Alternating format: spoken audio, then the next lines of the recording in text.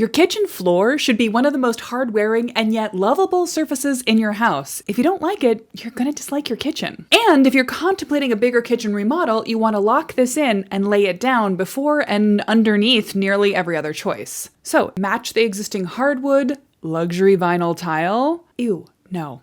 Absolutely not. I've got some opinions about the right way to handle this important surface of your kitchen remodel. And the good news is you don't have to match it to the adjacent spaces. Your kitchen floor can speak its own language if you want it to. One way or another, though, you want to make a choice that's going to feel right for your kitchen right now and stay feeling right. This is part 6 of choices that are going to stand the test of time in the kitchen remodel for your mid-century home. Hi, I'm Della. I'm an architect and I'm obsessed with mid-century homes. I've helped hundreds of homeowners to plan tailored, timeless remodels for their houses, and I can help you plan one for yours as well. This finished choice is linked to every other choice in your remodel. And there are so many of them. My finish tracking spreadsheet template that I share with students and clients has 4 tabs, hundreds of rows, and each one has probably a dozen columns with fields like what's it made of, who sells it, what's the cost per square foot, what color is it, different sources, different availabilities, different suppliers. If that sounds overwhelming, I'm not surprised. It is.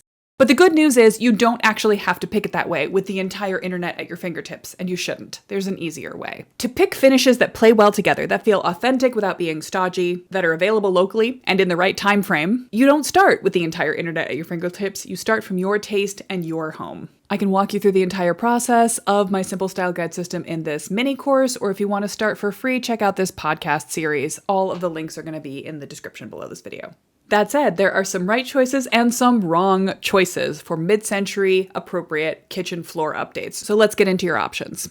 I'm a shoes off in the household person and a barefoot cook, which is one of the reasons why foot friendliness, resilience built into my kitchen floor is always going to be a priority for me. I am a big fan of Marmoleum. This is a modern linoleum product made by Forbo Floors. They're a European-based company. It's waterproof, it's durable, it's easy to swipe clean, it's not going to off-gas toxic chemicals into your house, and it's going to be relatively friendly to your heels and also to anything that you might drop upon your kitchen floor. Ask me how I know.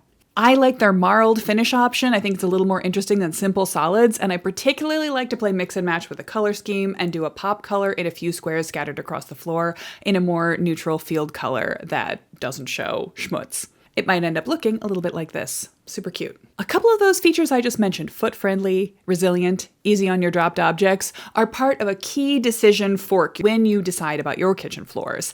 You'll probably have to make a decision between whether you want the floor itself to be super impervious, unstainable, undamageable, undingable, or whether you want it to be safer for your family, for your feet, for your kitchen dishware. Ultimately, do you want a dropped plate to bounce, or do you want the floor itself to be truly bomb-proof? You can't have both, although there are more and less durable choices. For variations on the theme of Marmoleum, on the more soft surfaces, you could go with a cork floor. Yeah, cork is naturally antimicrobial. It is an appropriate kitchen floor surface if you're not planning to flood the floor every few days. And if matching everything is the most important thing to you, you can go ahead and try to match your existing wood floors and run them through the kitchen space as well. Just beware, if the stain or the finish is just a tad off, it may drive you nuts forever. I've had clients tell me that someone else before them had put in a wood floor in the kitchen, but it's cooler or it's bluer than the rest of the house, and they can't stand it. It actually just drives them more nuts than if it was a complete mismatch. If, on the other hand, what you want is a floor that you can wet mop, that you can spill things on, that dogs' toenails will never injure, that kids can throw things at and will never ding, you're looking for the most hypothetically impervious floor, then you want tile. If I was speccing a tile floor for myself, I would choose either a relatively small format terracotta tile, not small like 1x1, maybe like 6x6, maybe hexagons. Definitely do not fall into the trap of the sort of luxury, inexpensive 1 foot by 2 foot tile systems. Those are never going to feel like they come from the mid-century. In fact, they are always going to feel like they come from Home Depot 5 years ago. Or at a stretch in the mid-90s, they're never going to feel like an appropriate choice for a mid-century house.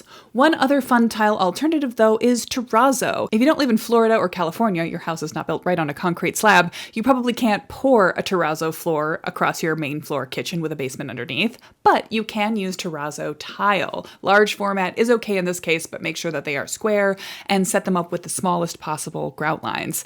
This can end up being just as impervious, waterproof, and timeless as you might like it to be. So that's perhaps for me the runner-up choice to linoleum. But Going back to what was appropriate, what is appropriate, what feels like a trendless time capsule choice, it's always going to be linoleum. Original mid-century houses, particularly in the 1950s, probably had a rollout sheet finish. It might have been linoleum, it might have been vinyl, it might have had asbestos in the mastic, the adhesive that sticks it down. So if you're going to be messing around with that, do go ahead and get it tested. You can also just layer right on top. The click lock modern engineered Marmoleum product is more easy to DIY, but if you want a really sleek, timeless look, you're probably going to go with a rollout product installation. The terrazzo tile floor, not inappropriate, is going to feel sleeker, slicker, fancier, but this is where I want to remind you that the mid-century era was not about luxurious finishes.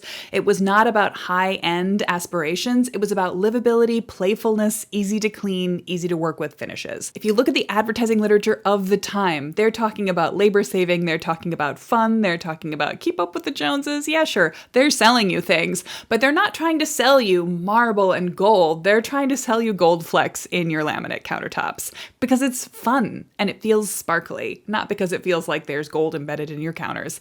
You don't need gold embedded in your floors either. You just need a practical hard-wearing surface that you can spill a few things on and swipe up easily, but also feels colorful enough to make you smile. When I'm preparing a master plan style guide for my clients, I'm listening to their taste, I'm looking for other materials in the house, and there are a range of flooring products I might specify or recommend for them, but if I was picking for myself, it's going to be Marmoleum every time. What are you leaning towards hardest for your kitchen floor update? Where do you fall on that it's impervious versus it won't break your stuff and your feet spectrum? I'd love to know. Let me know in the comments. Okay, that's it for now on my kitchen finish hot take series. If I've forgotten something you'd like to hear about it, comment and let me know. And if not, stay tuned for next week's video. I'll be back with a kitchen-focused case study where I'm talking about practical, comprehensive solutions for common kitchen challenges using one person's house as an example. See you there.